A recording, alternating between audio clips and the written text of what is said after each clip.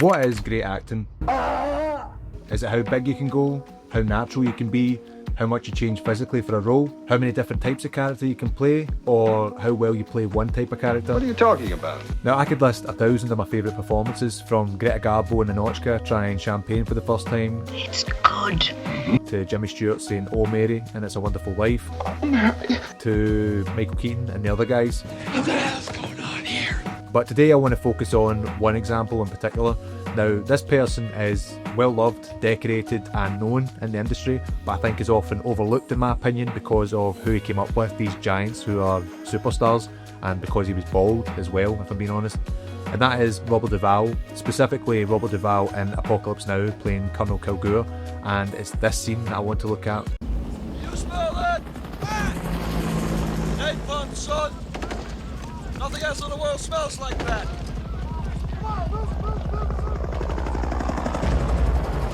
I love the smell of napalm in the morning.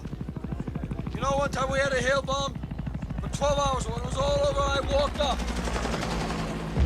We didn't find one of them, not one stinking dink body. The smell, you know, that gasoline smell. The whole hill. Smelled like victory.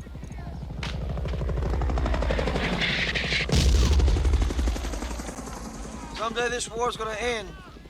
Now, what makes this scene so special? Well, to me, first of all, it's the dialogue so absurd. Any other actor's hands, or lesser actor's hands, it wouldn't be believable. You know, it'd be maybe one note or they wouldn't be convincing, but Duvall's here, he's top off, a big cavalry hat on, and he's saying these things that sound brave and bold, and he's in charge, but there's a vulnerability to him. There's almost like, I've always thought about it, the way he shakes his head or moves his shoulders, it's almost like, you wouldn't get it, you might not get this, but I'm sharing part of my soul here. Like, violence is poetry to me, like, this really feeds me, and I know you might not get it, but, you know, that might be shameful, who cares? Either that, or he's totally detached, and this is just like an incantation or a mantra or something that if he says enough times, it'll become true. But then afterwards, when you look at the bombs going off, he doesn't flinch.